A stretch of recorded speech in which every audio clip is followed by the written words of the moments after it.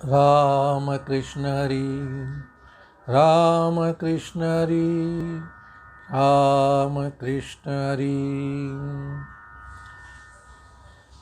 जे भगवद्गीता म्हणजे जे ब्रह्मोशानी प्रशंसिजे जे सनकादिकी सेविजे आदरेस. ब्रह्मज्ञानी लोकांनी अगदी पुरातन काळापासून म्हणजे सनकादिकी सेविजे म्हणजे अत्यंत पुरातन काळातल्या लोकांपासून आदरयुक्त भावनेने ही ब्रह्मज्ञानी लोकांनी ही भगवद्गीता ही याची प्रशंसा केलेली आहे. या भगवद्गीतेबद्दल अनेक आपली मतं मांडलेली आहेत आणि त्या मतानुसार अनेक प्रवचनं केलेली आहे. आता या पुढच्या ओळींपासून आपल्याला ही कथा काय आहे आणि ती कथा आपल्याला कशी श्रवण करायची आहे किंवा हे गीताज्ञान आपल्याला कसं आत्मसात करायचं आहे याचं ज्ञानेश्वर माऊलींनी या ओव्यांमधून आपल्याला सांगितलं आहे.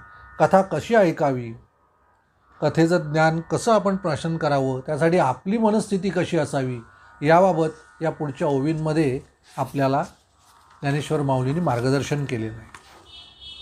बघा, प्रत्येक गोष्ट बारीक बारीक गोष्ट ज्ञानेश्वर माऊलींनी ह्याच्यात विचारात घेतलेली, म्हणजे कोणत्या परिस्थितीत असल्यानंतर आपल्याला हे ब्रह्मज्ञान मिळेल हे सांगण्याच्या या ओव्या.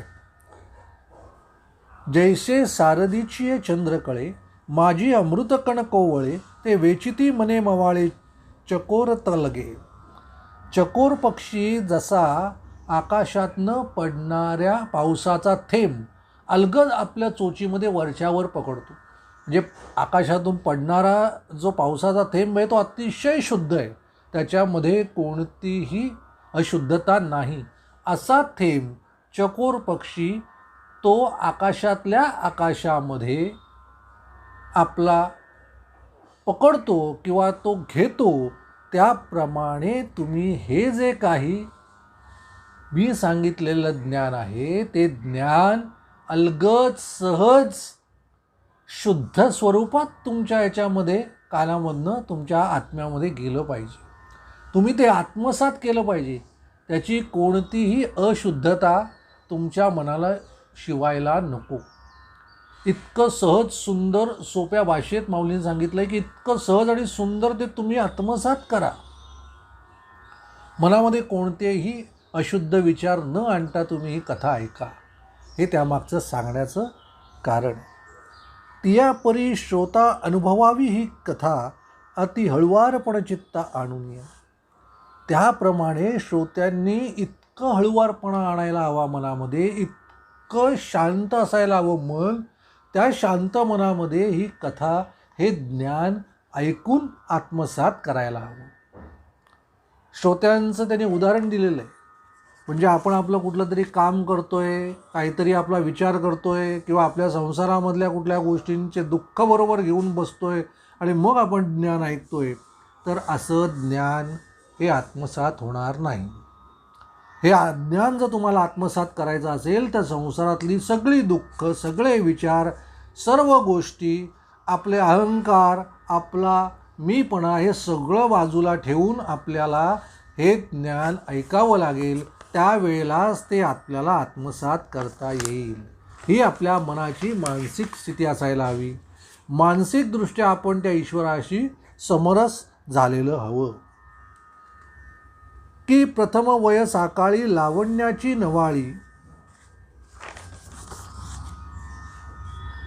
हे शब्दे विण संवादिजे इंद्रिया नेणती भोगिजे बोला आधी झोंबिजे प्रमेयासी.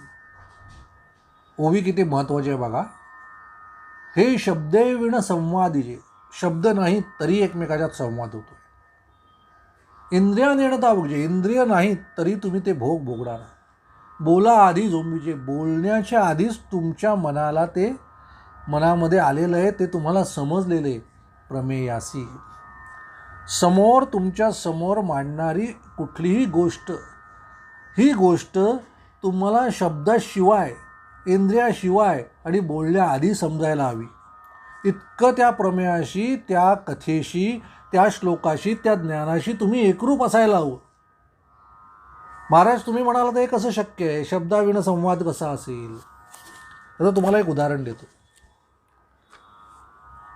छोटंसं लहान मूल आहे, नवजात अर्भक आहे, त्याला भाषा ज्ञान नाही, त्याला बोलता येत नाही, पण माऊली महाराज त्याला आपली माऊली समजते, आपली आई समजते. आई जर दूर गेली तर ते बाळ रडायला लागतं, आणि जर आई जवळ आली तर ते हसायला लागतं. शब्दाविण संवादिजे, शब्द नाहीत महाराज, पण ती माझी आई आहे हे त्याला समजतं. त्या दोघांच्यातला जो संवाद आहे मायलेकरांचा, आई आणि ते नवजात अर्भक, ते लहान मूल, आईने उराशी कवटाळलं की ते शांत होतं. हा जो संवाद आहे माऊलीचा आणि त्या छोट्याशा लहान बाळाचा, हा संवाद आपल्याला ज्ञानेश्वर माऊलींना हे ज्ञान आत्मसात करताना अभिप्रेत आहे. फार विचार मोठा आहे माऊलींचा महाराज. पुढचा बघा, आहे तर तुम्हाला एक भाग सांगितला पुढचा, इंद्रिया नेणता भोगीजे, इंद्रियांशिवाय तुम्हाला भोग भोगता आला पाहिजे. महाराज म्हणाला हे कसं शक्य आहे? एखाद्या बापाची लहान लेक हळूहळू मोठी होते आणि अचानक तिला लग्नानंतर तिला बाहेर पाठवण्याचा, आपल्या सासरी पाठवण्याचा ज्यावेळेला प्रसंग येतो महाराज, त्यावेळेला बापाचं हृदय हे दुःख भोगत असतं. बापाचं मन, बापाचं संपूर्ण शरीर आतमधून हेलावून गेलेलं असतं.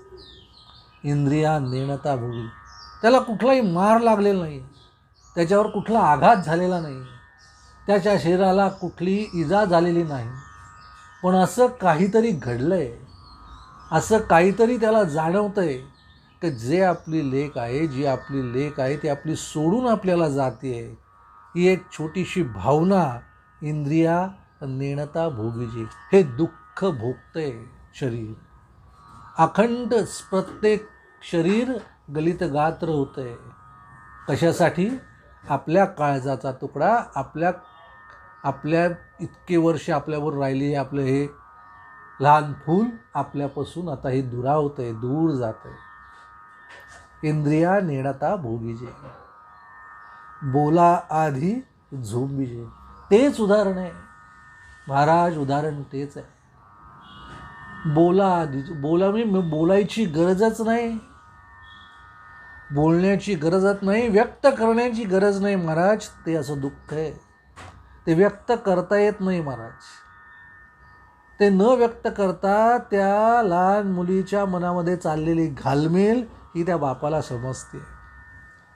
तेच अभिप्रेत आहे, ते बापाचं त्या लेकीचं प्रेम, त्याची जी उत्कटता आहे, त्याची जी गहनता आहे, ती गहनता, ती माया, ती हळुवारपणा या कथेच्या आकलनासाठी, ऐकण्यासाठी, श्रवणासाठी ज्ञानेश्वर माऊलींना अपेक्षित आहे. पुढचा शब्द आहे प्रमेयासी, झोंबिसी. या झोंबिसी याचा अर्थ तुम्ही त्या प्रमेयाशी इतकं एकरूप व्हायला पाहिजे, त्या श्लोकाशी, त्या ओवीशी इतकं एकरूप व्हायला पाहिजे का त्यातला सगळा गर्भितार्थ तुमच्यामध्ये उतरायला हवा. माऊलींचे शब्द आहेत, अत्यंत कमी शब्दामध्ये खूप मोठा विचार माऊली आपल्यासमोर मांडत आहेत. जैसे भ्रमर परागू नेती, परी कमळ दळे नेणती, तैसी परी आहे सेवती ग्रंथी.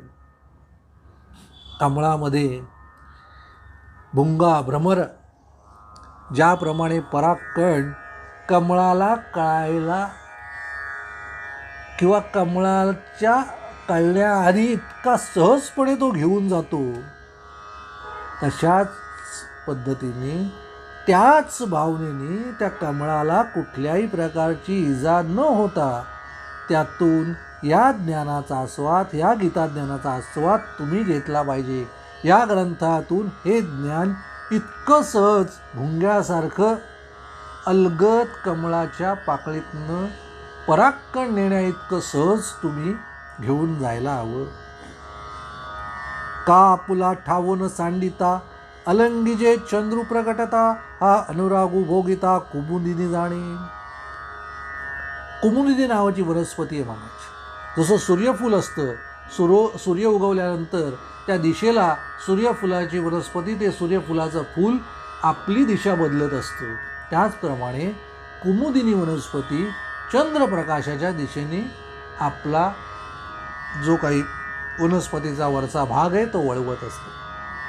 याचं उदाहरण दिलं आहे का आपला ढावू न सांडिता ती वनस्पती आपली जागा सोडत नाही.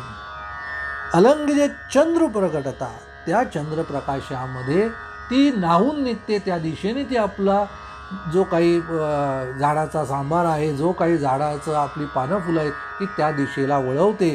त्याचप्रमाणे तुम्ही तुमची कामं करत असताना, नित्यनियमाच्या संसारात तुम्ही तुमचा प्रपंच सांभाळत असताना, अशा क्षणाला आपली जागा न सोडता, संसार न सोडता, संसारातले आपली कार्य कर्तव्य तत्परता ही न टाळता न सोडता, या ज्ञानाकडे ज्या वेळेला हे ज्ञान तुमच्या कानावर पडेल त्या वेळेला त्याच ठिकाणून त्याच जागी बसून त्या ज्ञानाच्या दिशेने वळून ते ज्ञान तुम्ही आत्मसात करायला हवं.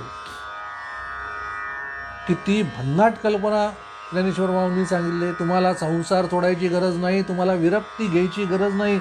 आहे त्या संसारात, आहे त्या गोष्टींमध्ये आपापली कार्य करत असताना हे ब्रह्मज्ञान आपल्याला सेवन करायचं आहे त्या जागी बसून. ऐसेनी गंभीरपणे स्थिरावलोनी अंतःकरणे, आथिला तोच जाणे मानू.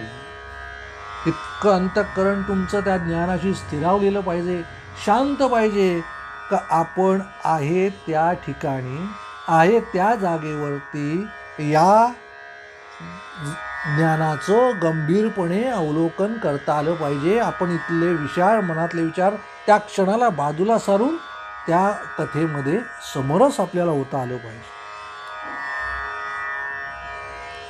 अहो अर्जुनाची पांती, जे परसण्या योग्य होती तीही कृपा करून संती अवधान द्यावी. त्याने संती म्हटलंय. संती याचा अर्थ माझ्या समोर बसलेले आहेत ना ते संत. मी संत नाही. संत कोण आहेत? जे माझ्या समोर बसले ते तुम्ही सगळे संत आहात.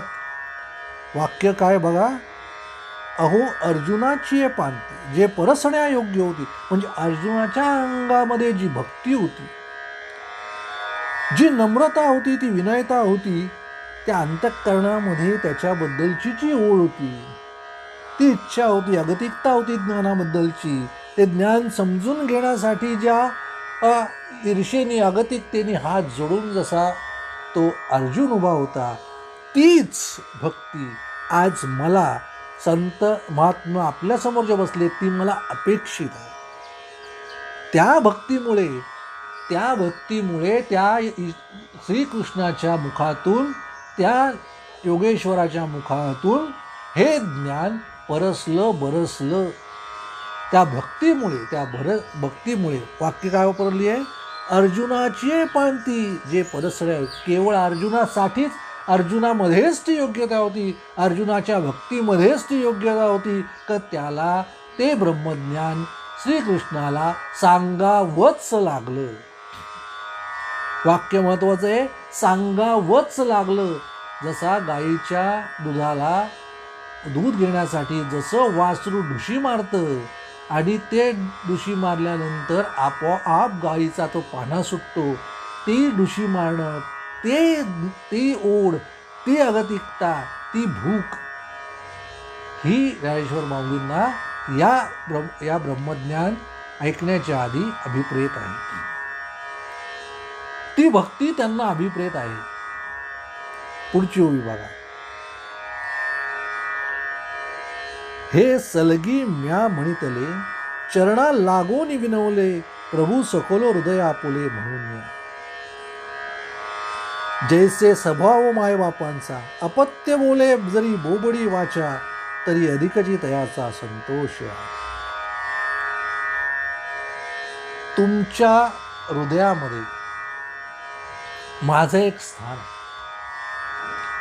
तुमच्या हृदयामध्ये माझ्याबद्दल जो आदर आहे, त्या आदरामुळे मी ही कथा, हे ज्ञान आपल्याला सांगण्यासाठी ते बसलो. माऊली म्हणतात, संतांच्या मनामध्ये मी एक लहान बालकासारखं आहे. मी लहान बालक आहे आणि लहान मूल ज्यावेळेला बोबडी भाषा बोलतो त्याचंसुद्धा ती माऊली, ती घरातली लोक, ती संत मंडळी कौतुक करतात. एक आपलं लहान मूल आहे, नुकतंच बोलायला लागलं आहे.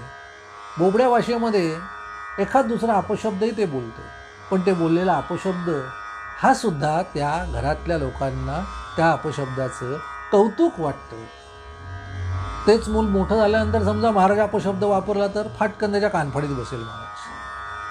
पण लहानपणी त्या वयामध्ये ते बोबडे बोल आहे, ते चुकीचं जरी असलं, ते अयोग्य जरी असलं, ते शुद्ध जरी नसलं, तरी ते बोबडे बोल ती माऊली, त्या घरातली ती संत मंडळी, ज्येष्ठ मंडळी कौतुकाने त्या बोलाकडे बघतात, ते आनंदाने त्या लोकांना सांगतात. तसंच कौतुक माझ्या बोबड्या भाषेचं आपण करावं. जर मी काही चुकीचं बोललो, बोबडं बोललो, तर आपण ते गोड मानून घ्यावं. मी एक लहान मूल आहे, लहान बालक आहे असं समजून हे आपण ज्ञान माझ्याकडून जैसा स्वभाव माया बापांचा, अपत्य बोले जरी बोबडी वाचा, तरी अधिकची तयाचा संतोष. त्या बोबड्या भाषेचा संतोष आहे. तैसा तुम्ही मी अंगीकारला, सज्जनी आपुला म्हणितला, तरी उणे सहजे उपहासला प्रार्थुकारी. तुम्ही मला अंगीकारलंय, आपण सज्जन आहात, सज्जनी आपुला म्हणितला, आपण सज्जन आहात, आपण सज्जन आहात म्हणून मला तुम्ही आपलं म्हटलं आहे. आणि यामुळे मी या देवाच्या कार्याची मी आता सुरुवात करणार आहे. तुमच्यामुळे किती नम्रता, किती विनयता. माझं ज्ञान नाही आहे. 4 ओळी जर कोणी लिहिल्या तर तो मी करून त्याच्या खाली नाव लिहितो, प्रस्तावना लिहितो, ग्रंथ लिहितो. ज्ञानेश्वर महाराजांनी भावार्थ दीपिका म्हणून शब्द लिहिलेला आहे, कुठेही आपलं नाव लिहिलेलं नाही. विचार करण्यासारखी गोष्ट आहे. 4 ओळी एखाद्याने लिहिल्या तर तो त्याच्यावरचा आपलं मीपणा म्हणजे कॉपीराईट म्हणून अधिकार सिद्ध करायला जातो महाराज. पण ज्ञानेश्वर माऊलींनी काय सांगितले? सज्जन हो तुम्ही, तुमच्यामुळे तुम्ही सज्जन आहात, त्याच्यामुळे तुम्ही मला अंगीकारलंय, मला मान्यता दिली आहे, आणि म्हणून मी हे देवाचं कार्य करण्यासाठी इथे सिद्ध झालेलो आहे. परी अपराधू तो आणिक आहे, जे मी गीतार्थू कवळू पाहे, ते अवधारा विनवूल आहे म्हणून या. पण माझा अपराध ह्याच्यापेक्षा मोठा आहे महाराज. तुम्ही मला सज्जन म्हटलंय, तुम्ही सज्जन आहात, तुम्ही मला अंगीकारलंय, मी हे सांगतोय, पण याच्यापेक्षाही माझा एक मोठा अपराध आहे. तो अपराध असा आहे की मी हा गीतार्थ समजावण्याचा प्रयत्न करतोय, गीतार्थ मी आपल्यासमोर मांडण्याचा प्रयत्न करतोय, आणि हे जे काही आहे हे माझ्या मनामध्ये उपजलं आहे, हाच माझा सगळ्यात मोठा अपराध आहे. ते अवधारा विनवला आहे म्हणून या. ते मी सांगावं किंवा ते माझ्या मुखातनं यावं, याचा जो माझा अट्टहास आहे, हा जो मी अट्टहास करतोय तुमच्या पुढे, हा गीतार्थ सांगण्याचा, किंवा मला गीताज्ञान माहिती आहे, मी तुम्हाला सांगू शकतो, हेच म्हणतो सगळ्यात मोठं माझ्यासाठी अपराधिक भावनेचं आहे. ही माझ्यातली अपराधिक भावना आहे की मी हा गीतार्थ मला माहिती आहे की मला समजतोय, आणि मी तो तुमच्या पुढे मांडणार. म्हणजे मला तो समजतोय का समजत नाही हा प्रश्न नाही, ती अपराधिक भावनासुद्धा माऊलींनी समोर मांडलेली आहे. हे माऊलींचं मनोगत आता सुरू होत आहे. तर बाबांनो, मी तुमच्यासमोर मांडतोय, पण मी अपराधी आहे, मला 100% माहिती आहे का नाही हे माहीत नाही, पण तुमच्यामुळे मी हे सांगायचा प्रयत्न करतो. काय एक शब्द आणि वाक्याने ओवी माऊलींनी वापरली आहे. एक ओवीवरती चढवड करते, अशी चढावड चालली, अशी पुढची ओवी आहे. हे अनावरण विचारिता, वायाची दिवसा ओपनला चित्ता, एरवी भानू तेजी काय खद्योत्ता शोभा. काय माझ्या मनाला असं वाटलं की मी हा गीतार्थ सांगावा, आणि मी आपल्यापुढे गीतार्थ मांडायला बसलो. असं काय घडलं तेच मला समजत नाही. आणि मी काय विचार करतोय तर गीताज्ञान संपूर्ण आपल्याला आपल्या भाषेमध्ये समजून सांगण्याचा मी प्रयत्न करतोय. हे कशासारखं आहे महाराज? हे सूर्याच्या पुढे काजव्याची जो प्रकाश आहे तो प्रकाश किती असेल, तो दिसतो का महाराज? भानू तेजे, सूर्याचं तेज, सूर्याच्या तेजापुढे काजव्याचा प्रकाश दिसत नाही. मी म्हणजे काजव्याचा प्रकाश आहे आणि हे जे काही ब्रह्मज्ञान आहे हे तेज आहे, सूर्याचं तेज आहे. इतकं विनयशीलता, इतकी विनम्रता, अजिबात कुठेही मीपणाचा लवलेश नसलेले हे ज्ञानेश्वर माऊली आणि त्यांचं हे ध्यान तुम्हाला आम्हाला शिकवतो.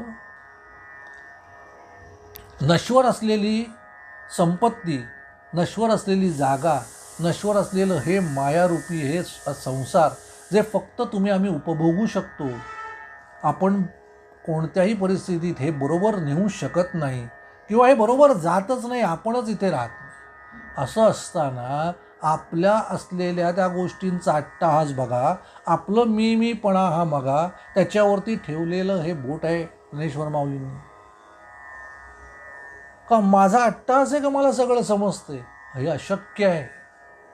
संपूर्ण गीता ज्ञान समजणं अशक्य आहे. मी सांगणं हेही अशक्य आहे. पुढची ओवी बघा की टिटवी चांचूवरी माप सुये सागरी, मी नेणू तू त्यापरी प्रवर्ते येत. आई का आकाश घेऊसे तरी आणिक त्याहून थोर होवावे, म्हणून या पाडू हे आगवे निर्धारिता.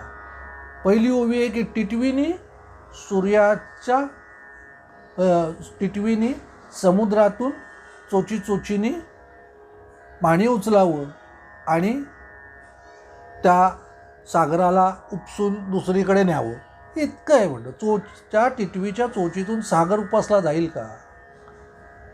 हे जसं अतिशयोक्तीचं काम आहे, हे जे अशक्य गोष्टीतली गोष्ट आहे, तसंच मी माझ्या चोचीने या ब्रह्मज्ञानातलं ज्ञान आपल्यापुढे घेऊन येतोय, ते उपसण्याचा प्रयत्न करतोय. काय उदाहरण आहे बघा, किती मोठं ज्ञान आहे हे समजावण्याचा महाराज यातून प्रयत्न आपल्याला करतायत. पुढची आहे त्याची ओवी, आई का आकाश घेऊसावे. ही महत्त्वाची सगळ्यात ओवी लक्षात ठेवण्यासारखी आहे. आई का आकाश घेऊसावे तरी आणिक त्याहूनी थोर होवावे, म्हणून अपाडवे आगवे निर्धारिता. तुम्हाला आकाशाला मिठी मारा. आकाश ही खरी तर महाराज संकल्पनाच नाही. आकाश हे फक्त तुमच्यामधली असलेली एक कल्पना आहे. ही मूर्त स्वरूपात कुठलीही गोष्ट नाही. आकाश तुम्ही जितके वर जाल तितकं ते ब्रह्मांड अनंत आहे, त्याला कुठलाही ठाव ठिकाणा नाही. अशा आकाशाला तुम्ही गवसणी घालायचे, तुमच्या मिठीत घ्यायचे, तर त्याच्याहून तुम्हाला मोठं होणार आहे. विचार करा, माझी मिठी, माझी बुद्धी, माझा हवा का इतका मोठा हवा, कधी आकाशाला मी गवसणी म्हणजे मिठी मारता यावी, म्हणजे मला त्याच्यापेक्षा मोठं व्हायला हवं.